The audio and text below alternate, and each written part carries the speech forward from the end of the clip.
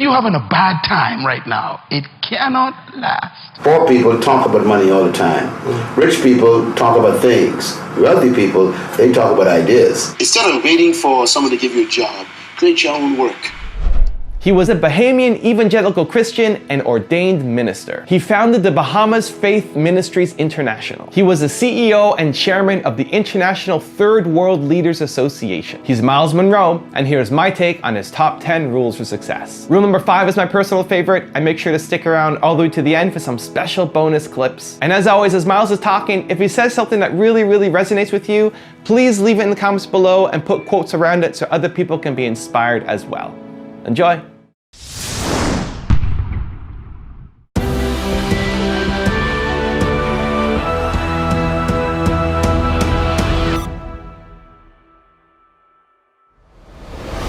Change is inevitable.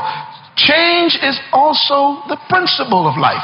That means everything that is alive will change. And even things that are not alive will change. You know, a lady came to me, she says, I came to the Bahamas for the last 10 years and I missed 4 years.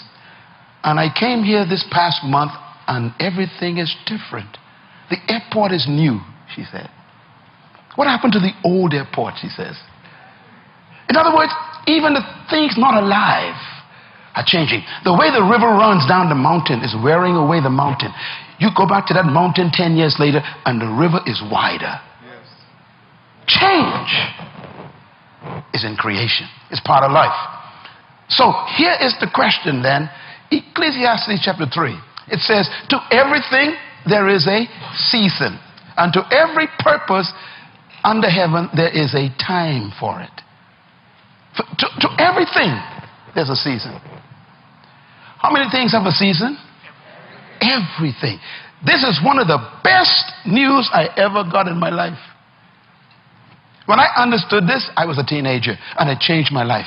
When I understood that everything is a season, let me tell you why. If you're having a bad time right now, it cannot last. If you cannot find a job right now, that is only a season. If your business is going in the wrong direction, it's a seasonal slide. If nobody wants to marry you, that's only a season. There's going to come a season when everybody want to marry you. You got choices. If you have no money right now, the good news is I am seasonally broke. Tell your neighbor, it's only for a time. That's the good news. And that's why we are always reminded, never make a permanent decision in a temporary problem. Success is not something you pursue. Success is a matter of becoming a person of value. Sure. We should not be pursuing money. We should pursue purpose. We should pursue vision for ourselves and for our countries, for our communities. We should be not pursuing things. We need to pursue ideas. That's right. I always say that there are 3 types of people in the world. There's poor people, there's rich people, and there's wealthy people. Poor people talk about money all the time. Rich people talk about things. Wealthy people, they talk about ideas. Rich people, poor people, and wealthy people think differently. For example, poor people, they pursue money. Rich people pursue things. Wealthy people pursue ideas. And so constantly there's a different way of thinking. I hope that the third world countries and the young people of our nations will become ideas people. You know, ideas control the world, not money. And ideas attract money. So I think if we minimize this desire to get money and elevate the creativity of new ideas, we'll find that financial results will naturally flow to it. Bill Gates didn't pursue money. He pursued an idea. Stephen Jobs, the late Stephen Jobs, who invented the Apple computer and the iPhone, he never went after money. He developed an idea. And I think if you think of all the wealthy people in the world, it was ideas that made them wealthy, not money. That's right. So I think we need to switch it, reverse it. Don't pursue money. and then try to get an idea. Get an idea and money to pursue the idea, and you become a byproduct as far as wealth. I tell our young people, I say to you right now, stop looking for employment. Why don't you position yourself differently and look for deployment? To be employed means that somebody else is benefiting from your energy. To deploy yourself means that you are using your own energy to be productive. So instead of waiting for someone to give you a job, create your own work. That's why I tell people there's a difference between your work and your job. Your job is what they train you to do. Your work is what you were born to do. Your job is your skill, which they can fire you from at any time. But your work is your gift. No one can take that from you. Your job is where you get compensation for activity. Your work is where you get fulfillment because you love it so much. Your job you can retire from. Your work, you can never retire from your work because your work is you. So when a person discovers their work, they no longer need a job because their work makes them productive. So there are young people in this country who are full of talents, full of gifts. And I want to say this too. Every problem in life is a business. All businesses are simply someone solving a problem. So the more problems that are in Kenya, the more businesses available for young people to begin. And this is what I think we are lacking. We are trained to get a job. We're not trained to start a business. We are trained to let other people employ us, not trained to deploy ourselves. Do we sit down and let change just happen to us? Or are we just watching change happening around us? Or are we aware that change is happening within us? Or are we going to be those proactive people who make sure that we affect what happens to us? Change also produces 4 types of people. They are in this room. First of all, there are people who watch things happen. Now, let me say something about change. This is important here. Not all change is improvement. You used to weigh 128.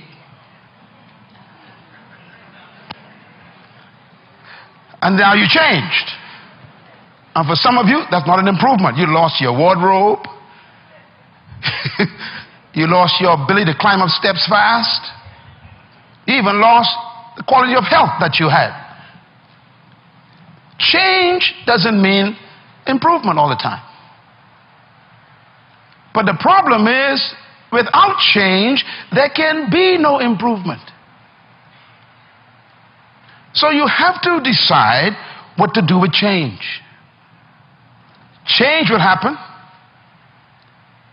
And if you are not careful, it could be destructive. So you have to determine what kind of change do I want in my life. And I want you as a young person, as a mother and a father, as a business person, to think about your company even, or your family, or your educational pursuit. What kind of classes do you want to take in college this year? What kind of grades do you want? What kind of relationships you want to have in your life? Who do you want to drop and who do you want to pick up in your relationships? What kind of people do you want to associate with? Where do you want to travel that you've never been? What are the books you need to read you never read before? The changes come with choices. So what kind of person are you? We should not try to get everything now. I went to college. I spent 8 years in universities. I have 3 bachelor's degrees, a master's degree, 5 doctorate degrees bestowed upon me by many different universities. And many of my friends that went to school with me in high school, they went straight to jobs. I went to college. They started making money early. I delayed my money making for 5 years. And now, what they make in a year, I probably make in an hour. So, we need to be more focused on developing ourselves rather than trying to grab money now.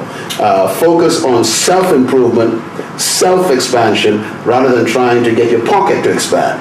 Because the more valuable you make yourself, the more value you attract.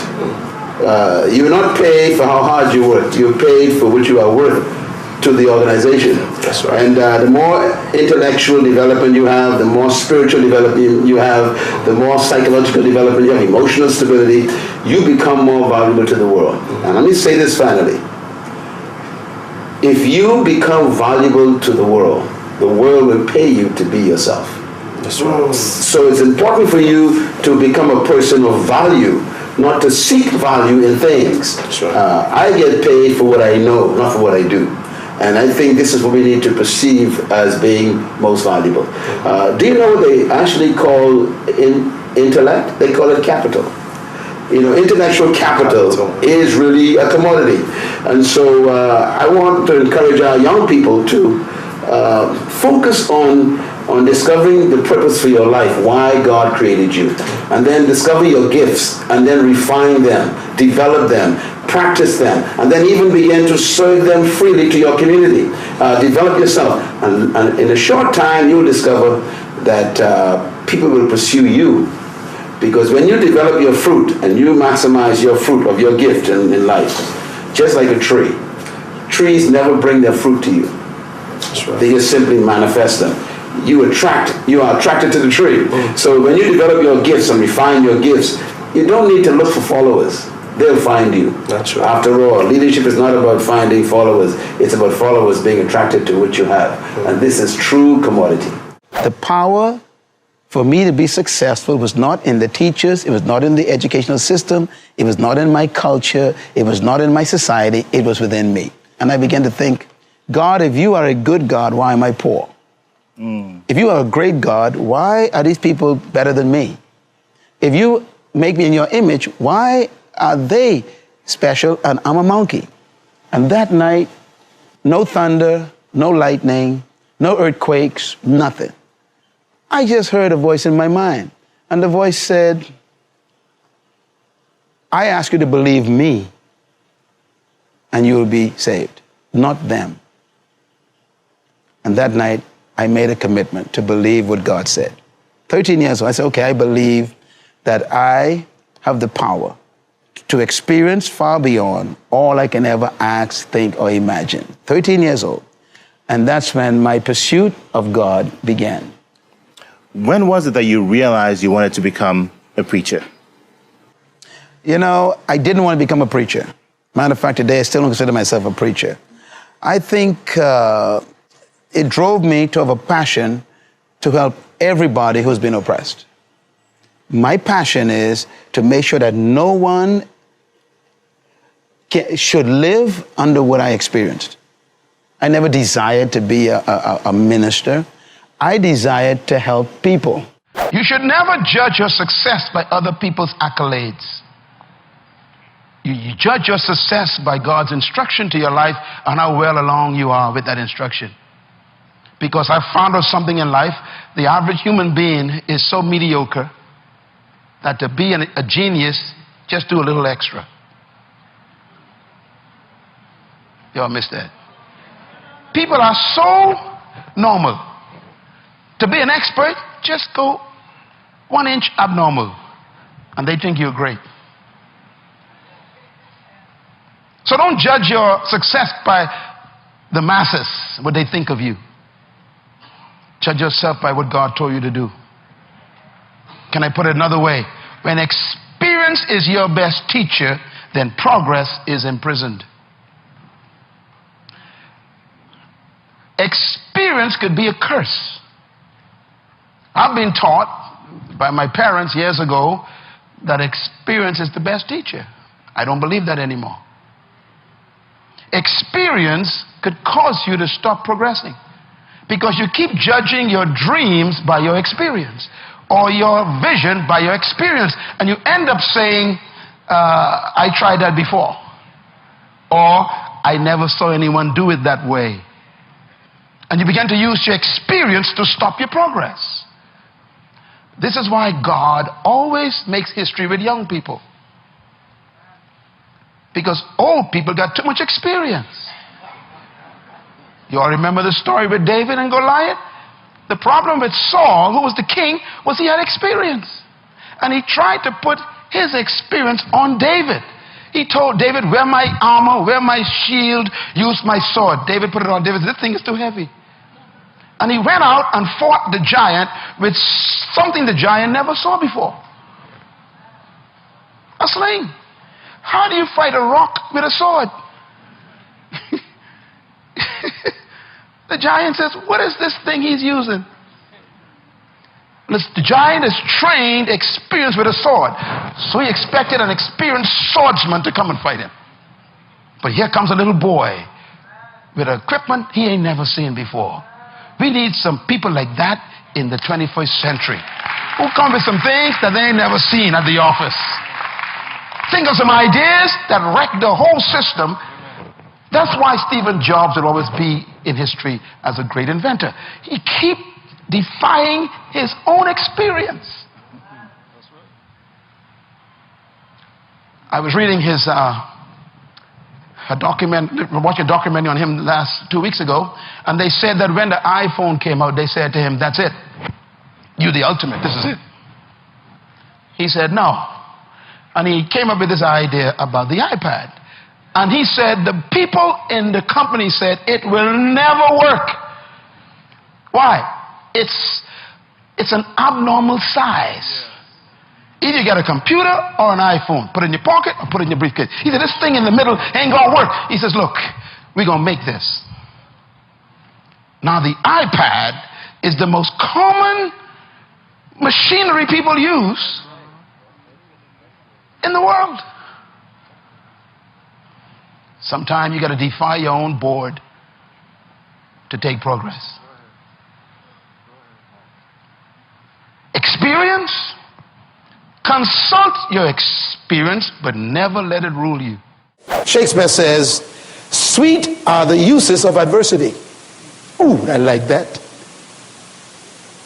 Sweet are the uses of adversity. He says, you must learn to use adversity for your benefit. One of the wealthiest men in the United States, I just finished reading his book again, his new edition. It's called Cheaters Never Win. He's a multi-billionaire. He probably has products in this room today or in this building somewhere. He is the largest manufacturer of plastic, paper, cups, and paper plates and forks in the world. The company is called the Huntsman Enterprise. Multi-billionaire. Here's what he says in this book I just finished reading. He says, if there is a silver lining to bad times, it is this. When facing severe challenges, your mind is normally at its sharpest. No wonder why he's a billionaire. When facing challenges, he says, your mind kicks in and thinks beyond the norm. He also says another statement I thought was interesting. He said, humans seldom have created anything of lasting value unless they were tried or hurting. Benefits from crisis. This is when you are supposed to become a greater leader, a better leader, because your skills must be tested. I put it another way. Abraham Lincoln was an amazing guy. He became the greatest president in the midst of trials. Today, I still am convinced he is the greatest president of the United States in history, because he used adversity to create a federation that lasted 300 years and still were working. But it came out of the fires of crisis. My definition of leadership is very simple yet complicated. I believe that leadership is the capacity to influence others through inspiration, not manipulation.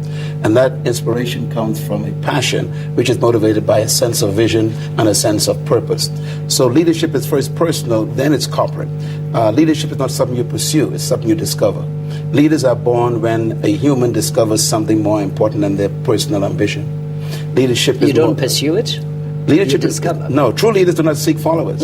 Leaders actually are pursuing a passion toward a purpose that gives them a sense of destiny. Yeah. For example, one of the greatest leaders of example that I use is Nelson Mandela, one of your great presidents. He never sought followers. Think about it. He discovered a purpose that was more important than his private preservation, his private ambition. He pursued that purpose privately. It attracted people. So leaders don't seek followers. Followers are attracted to leaders.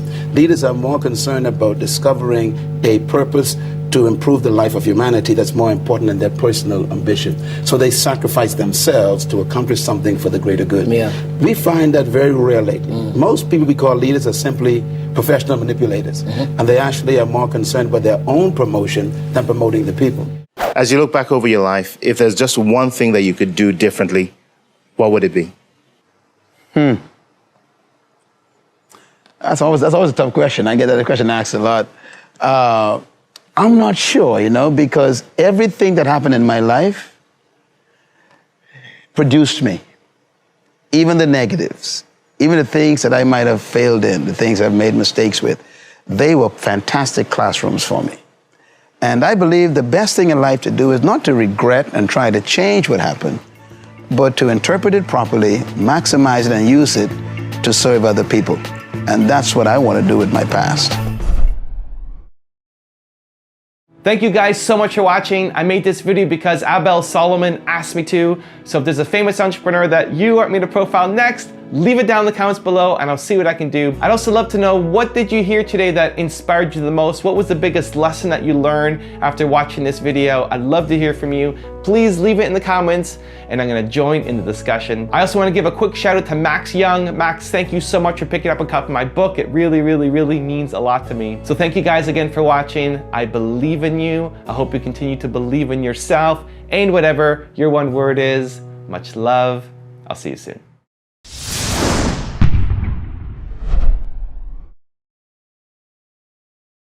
I want to focus on discovering and releasing, how to release your hidden greatness. Every human being in this room and those watching by the internet, you have inside of you, I have no doubt about it, greatness. But most people will die with their greatness on the inside. And this is why we have this conference. Because we don't want you to be one of those persons who die with their greatness. Let me say a few comments about greatness. Every human desires two things in life. I want you to write them down. Two things every human wants. 6 billion of us, and now 7 billion since last April on this planet, want two things. And everything you do is motivated by these two things. One, we want power. Every young person, every old person wants power. We got to talk about what power is. And the second thing we want is greatness. We don't talk about these too much, but every human being wants power and they want greatness. This is why we are motivated to wear certain clothing. We call them power clothing. This is why we try to join a gang, because being in a gang of people gives you power to threaten other people. This is why we would actually want to steal money or gain money, because money gives you power to buy things that you want to make you feel important. Everything we do is motivated by these two things, power and greatness. Now, I want to mention something about power. What is power? Power, I want you to quote it with me out loud up on the board so you can remember it when you leave here. What is power? Read it. Power is the ability and the capacity to control circumstances and in the environment. That's power. Power is what? The ability to control circumstances and to control your environment. That's what power is. And everybody wants it. The politician wants it. The banker wants it. The parent wants it. The young person wants it. Everybody wants power to control circumstances. What is greatness? Write this down. Greatness, out loud please, is a sense of value, importance, and significance. That's greatness. Greatness is when you feel that you are important to the world. You feel great when you feel that you are valuable to society. Greatness is when you feel that you are significant to your generation. In other words, the desire for all of us to be great and to control our environment is natural. You, as a 16-year-old, your desire to become the head of the class is a desire for greatness. You, as an 18-year-old, your desire to go to college and get a degree so you can get a better job, so you can make more money, so you can buy things you want, is a desire for control, a desire for greatness. And this is why people get in trouble. They're pursuing power and greatness. Now let me repeat again. The pursuit of power and greatness is natural. As a matter of fact, if you don't want to be great, something's wrong with you. If you have no desire to be powerful, something's wrong with you. Every person here desires these things. I put it this way.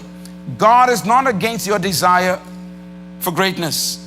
He's not against your desire for power, because God created you to be great. Potential is who you are, but no one knows it yet. Potential is who you could become, but you haven't become it yet. Potential is how far you can go, but you haven't gone yet. In other words, potential is never what you've done. Because once you've done something, it ceases to be your potential.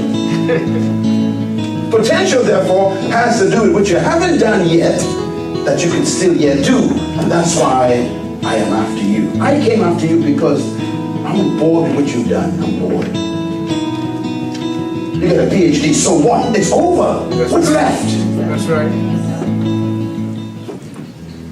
Potential, therefore, is not about what you've achieved. It's what you haven't achieved yet that you could achieve. And this is why I say this, that the enemy of your potential, write it down, is your last success. The greatest enemy of your potential is your success. Because when you become successful at something, it tempts you to stop. This is why I am always nervous about people's accolades concerning me. I don't trust too many awards people give me. I have so many degrees bestowed upon me, and I hide them away because I don't even want to see them. They may stop me from moving. Nothing is more dangerous than counting on your success. And so you possess the potential and is hidden.